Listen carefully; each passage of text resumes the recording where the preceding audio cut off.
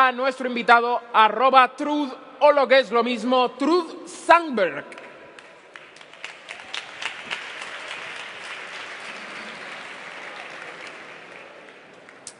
Hello, everyone.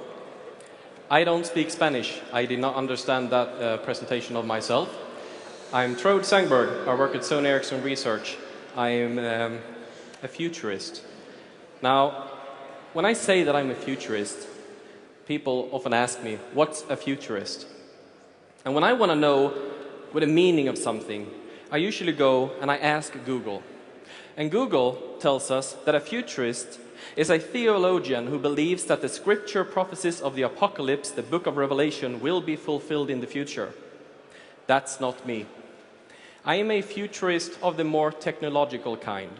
I read Ray Kurzweil, who has the opinion that there's an exponential growth of computing, that computers in 15, 20 years will be as quick to do calculations as the human brain. A few years after that, those computers will be as quick as all our human brains together. Mobiles, a few years after that. That's going to be an interesting future. But before we talk about the future, I want to talk about history. I want to go back 8,000 years back, when humans lived in small populations of 15 to 20 people on the Sahara savanna. Sahara wasn't a desert back then. It was a savanna, a lush savanna. And there were about 10 million people on Earth. Catastrophic climate change happened, and humans, thanks to that, had to move to where there was water, the Nile Valley. When humans moved to the Nile Valley, we get the rise of the first big civilizations, about 25 million people on Earth.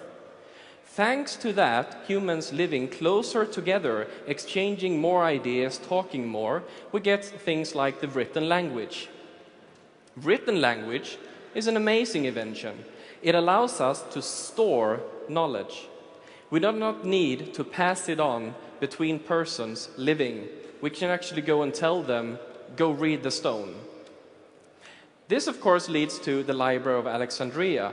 This is the internet of the time. 3 centuries before the Common Era, all human knowledge, basically, was available in the Library of Alexandria. And if you were a captain of a ship and you wanted to set port in Alexandria, you were asked by customs, do you have any books? They took your books, put them in the library, and you got a copy of the book back. Some say that's where the origin of the word copyright comes from. I don't know. Moving on, we get to Gutenberg, who invented the printing press. Now, the Chinese invented it several centuries before, but let's go with Gutenberg, at least what in metal. About 400 million people on Earth, and this means that the knowledge we humans had could now be cheaper and more decentralized, very important, more decentralized, spread to even more. Knowledge suddenly wasn't something that only a few had a monopoly on. We move on, we get the telegraph. People could start chatting. One telegraph operator in one part of the country and one in the other part of the country, and they sat and chatted all days when they weren't sending telegrams. About 1.2 billion people on Earth, and around about the same time we get newspapers, even cheaper information spread to even more people. If there was something that was written in a paper in Europe, it was also written about in a paper in America a few weeks after. We get cameras. Cameras are an amazing invention because they allow us to actually say, I don't believe it if there's not a picture of it. So sailors who came back and said that giant squid had attacked their ships, we didn't believe it because there were no photos. Today we actually know that giant squid exists. If we move on, we get things like the telephone. 100 years ago or so, about 2.1 billion people on Earth, and we can now start to communicating with a specific place, and it became really cheap to talk between people. You can just call someone and talk. And there were those who were afraid that humans would suddenly just sit and chat all the day long. Of course, that never happened. Continuing on, we get television, the global equalizer. So if there's someone who travels around the world and is somewhat amazed that it looks pretty much the same, we have the television to thank for that, because everyone now acts like in a bad Hollywood sitcom. About 2.7 billion people on Earth. Humans are pretty slow to communicate. I'm speaking quite slowly. Computers speak much quicker. With the invention of the modem, computers could start sending information quickly in between them, large amounts of information. This gave rise to the internet, and hopefully everyone knows about the internet. About 1995, the World Wide Web became a common household phenomenon, and we started to see that you can actually get to the internet and find the information you wanted. 5.7 billion people on Earth, and at about the same time, mobile phones appeared. This moved us from being able to communicate with a place to being able to communicate with a person. There's a gigantic shift in knowing that you can always reach a person when you want to.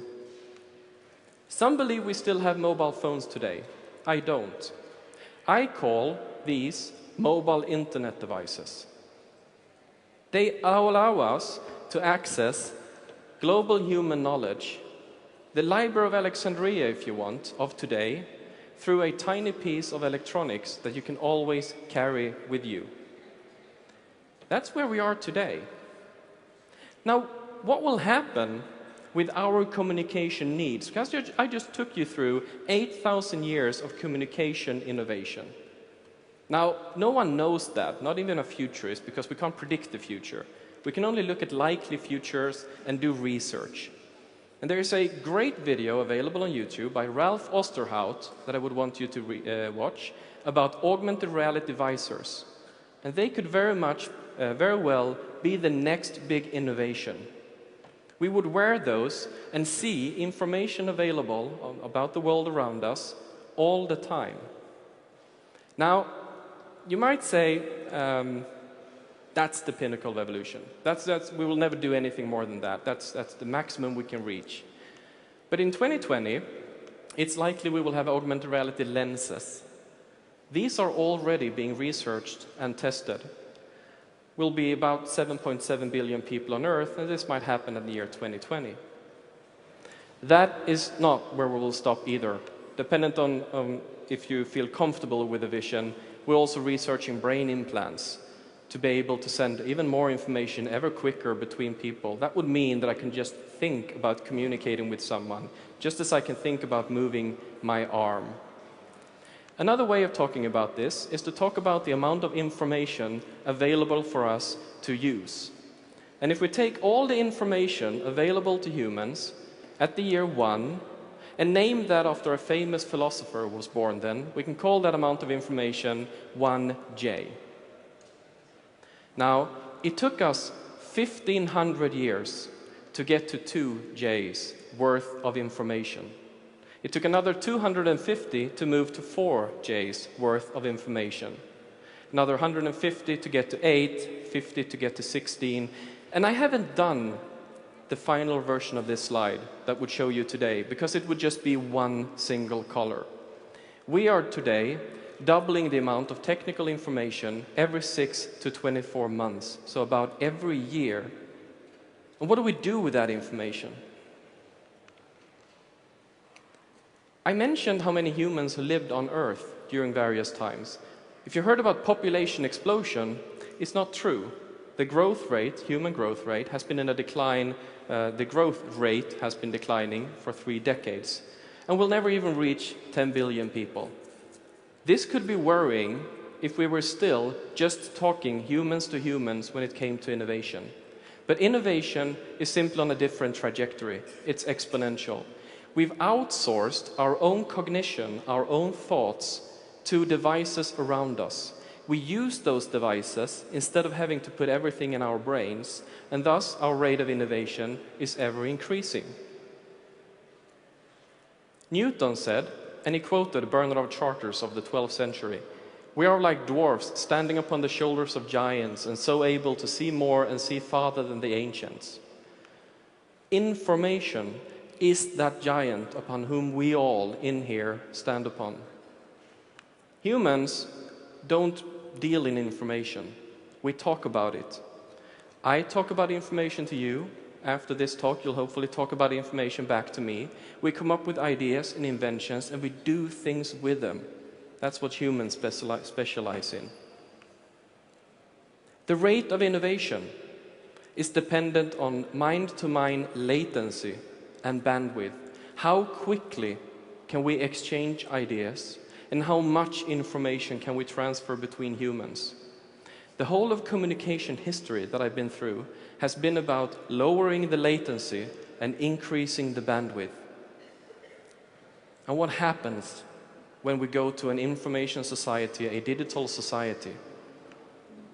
These are the number of applications in Android market. It's an exponential. It has actually always looked the same, no matter how many applications there were. This is a competing app store. It's also an exponential.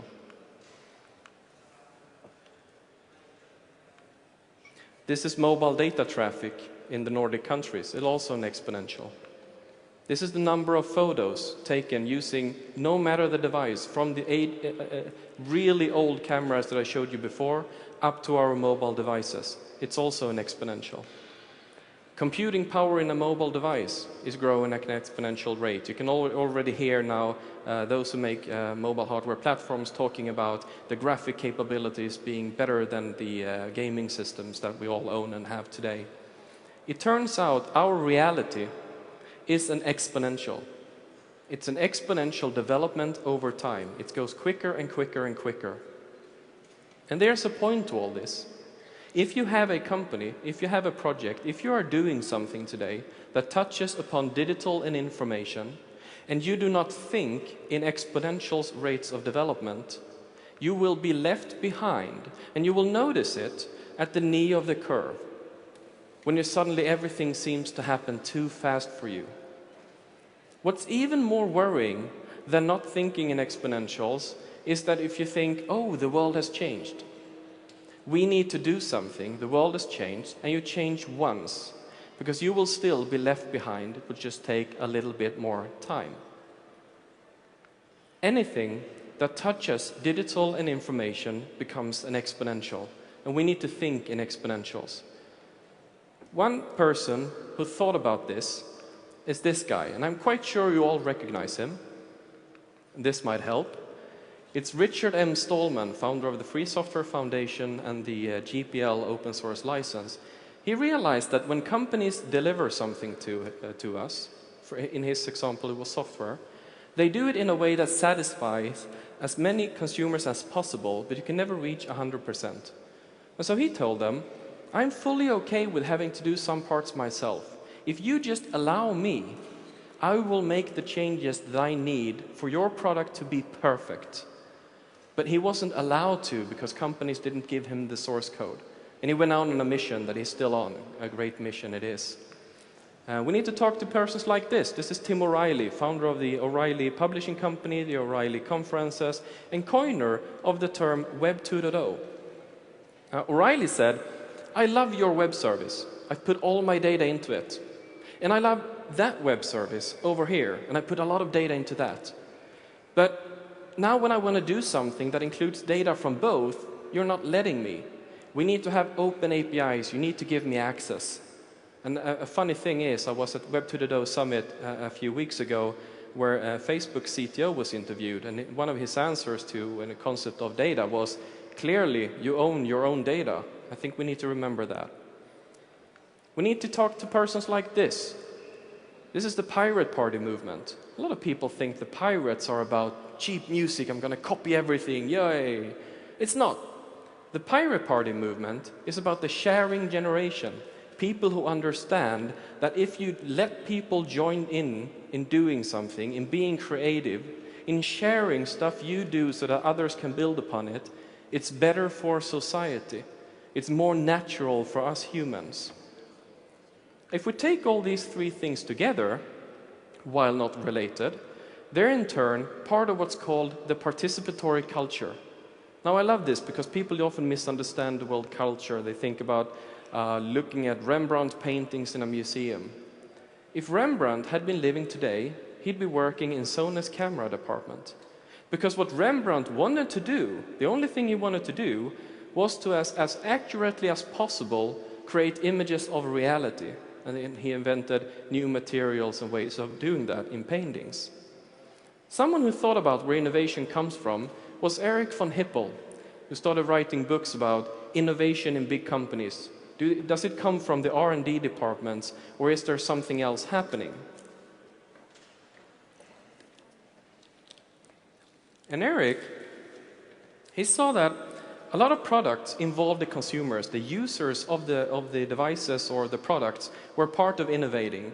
And beginning in the 70s, involvement in innovation in product development rose, and today the graph isn't updated. As far as I know, it's 70% of all products coming out of big companies are inventions from its users. So, working at a big company, we don't have consumers. We don't have customers. What we have are colleagues inside our four walls and outside our four walls. The company I work with consider everyone in here to be colleagues. Else we're not open. Else we cannot do our work. And no presentation the last few months is complete without talking about Steve Jobs. Apple considered the entire music industry failing to innovate. The music industry thought their customer was Tower Records or Virgin Megastore, but it never was. Those were distribution channels. Apple always thought about the end user in doing their products, which I think is a really, really nice thing to do. It's also a starfish mentality. It's a great book called The Starfish and the Spider. I urge you to read it. Old companies are spiders. They have a central nervous system, a head that makes decisions, and legs that execute. If the head makes the wrong decision or the legs don't execute, it fails. A starfish has a decentralized nervous system. What that means is, and if we're talking companies and projects again, is that if you want to do something, and you have the knowledge, and you have, most importantly, the drive, then you should be enabled to do so. Go and do your thing, and we'll see if it works out. This is a meritocracy. If you're in the open source world, you very well know what a meritocracy is. He or she who does the best thing wins. Meritocracy is very similar to Darwin's survival of the fittest. Now, I like that. I want to work at a fit company doing good things. But for many people, this is really, really scary. And it scares them because it challenges the way power used to be in the world and in companies. They're practitioners of old. There's a book by Seth Godin called Linchpin that talks about how humans are afraid of change. And this is, again, back to the Sahara Savannah. Back then, when the rate of innovation and change was very low, any changes were likely to be negative.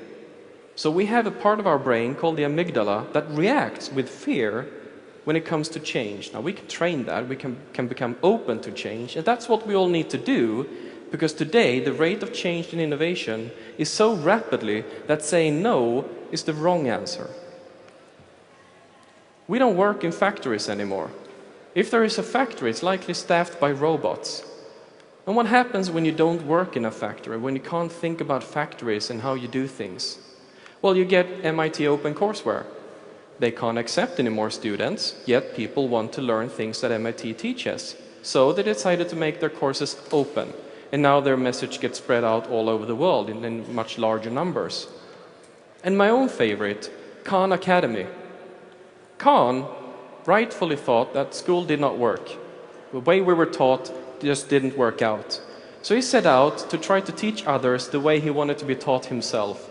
And if you haven't watched a Khan Academy lecture, please do. Even I can understand the math I should have learned in school. Gartner says that work in 2015 will be less routine, characterized by increased volatility, hyper-connectedness, swarming. Swarming is, again, starfish mentality or pirate party movement mentality. The founder of the Pirate Party is currently writing a book called Swarmwise. That's how important swarming is in this new way of doing things. If you want to create something, make sure you don't fall into the black swan trap. We always see the successes, but trying to predict the next big thing in anything we develop is very hard. This is a pot of boiling water. Can't predict when the next bubble will burst. So while I love people doing development, I myself do application development on mobiles, of course, and I'm sure many of you do. we need to realize a few things. If we're talking about earning money, the average earnings, this is according to Tommy Ahonen, a famous telecom analyst, the median app earnings, we can define that as 1. The median cost of develop an application, including all the time, is 51 times bigger. We only hear about the successes. Now, not to discourage you, because most people who do these things, 300,000 applications in the annual market, don't work for gold. They work in the gift economy. The gift economy is a big part of how humans do things. If you do me a favor, if I lend my neighbor a lawnmower, we don't really expect to get paid in money, yet it's work we do. A lot of the things humans do are in the gift economy. And gift economy has nothing to do with being gifts. Talk to open source developers. Why do you do open source? They have intrinsic motives, not just extrinsic.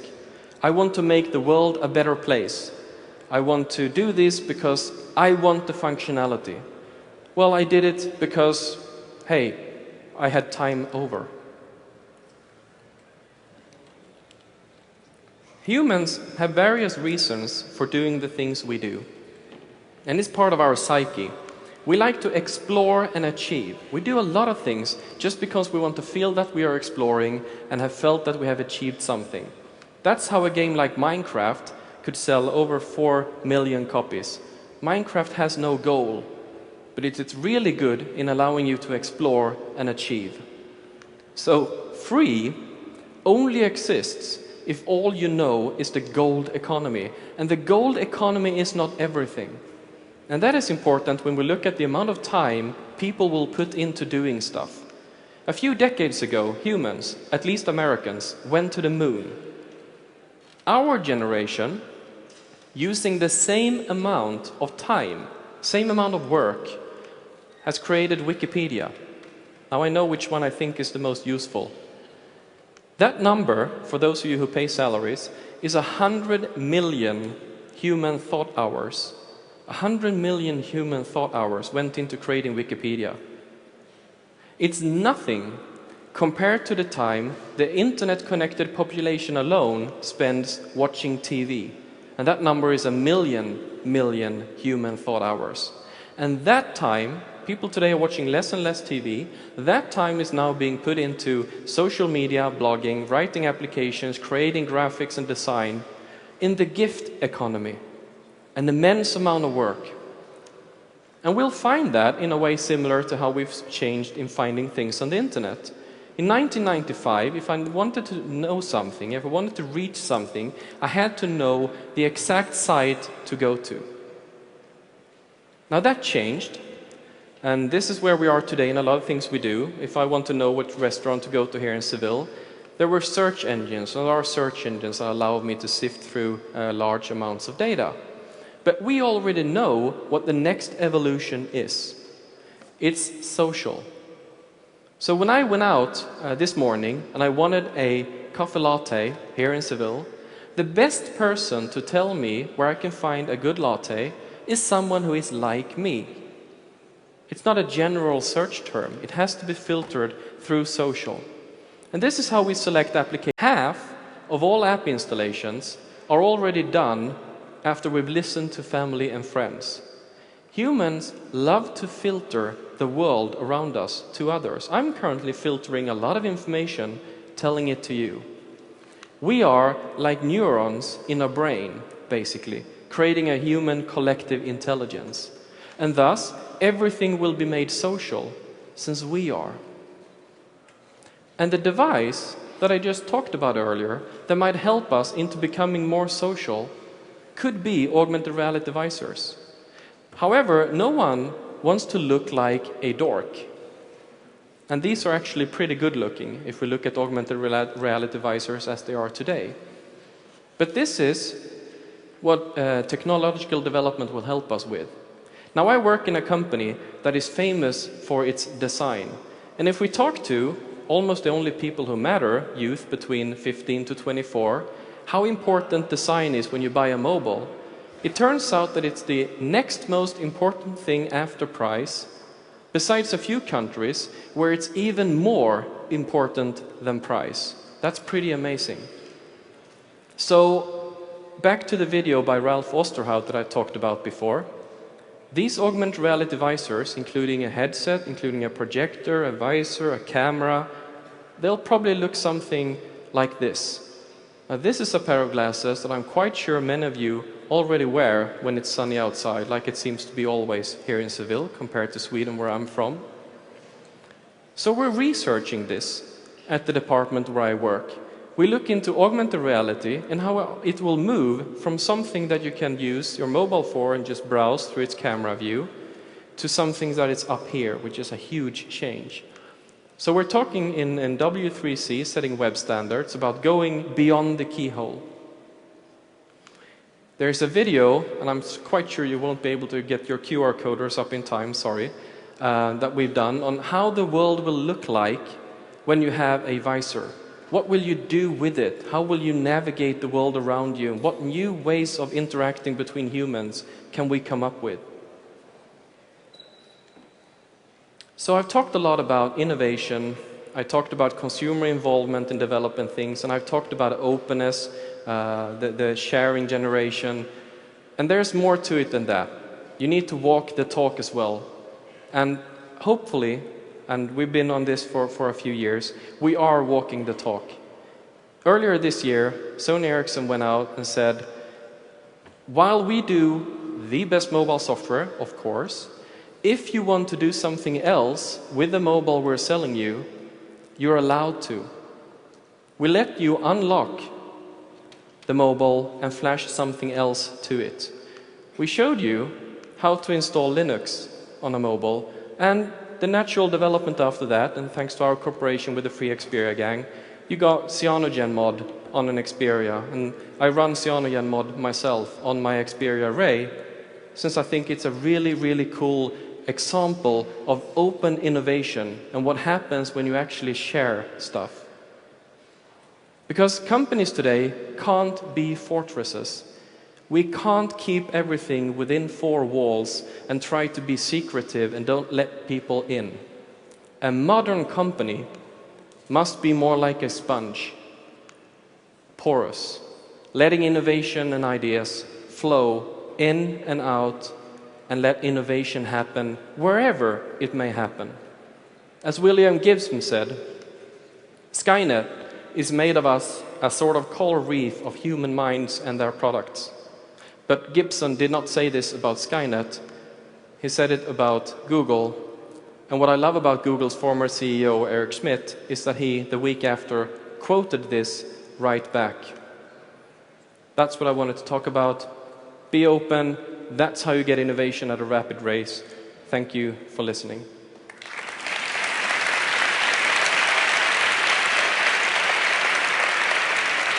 Thank you very much, Troed. La pregunta es, does anyone have a question for Troed? We are looking. Oh, aquí delante.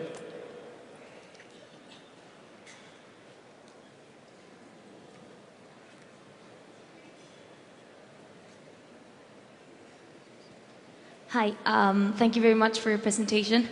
After all you said, I am pretty much up to all your ideas and how you see the world and the innovation and the future, but I'm a little bit concerned about the time issue. It's like, I think people is a little bit too into fast.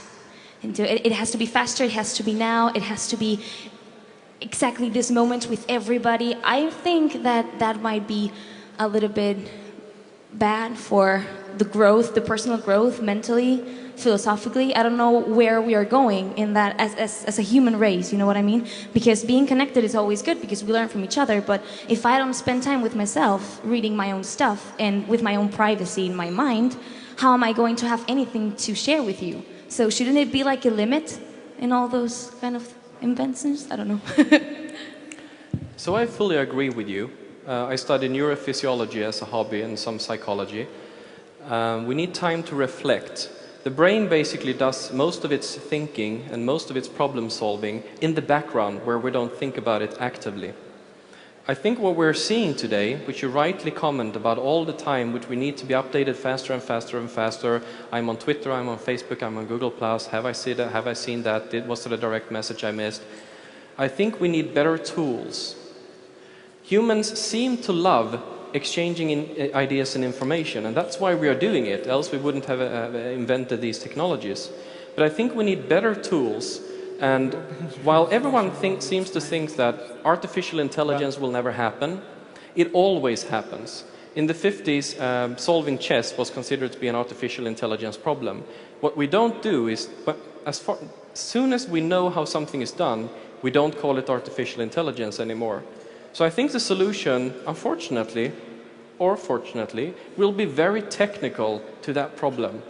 Only give me information when I really want it and I really need it. Else, let me be.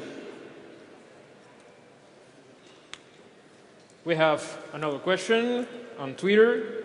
Is the open source functionality time-cost balance is also logarithm?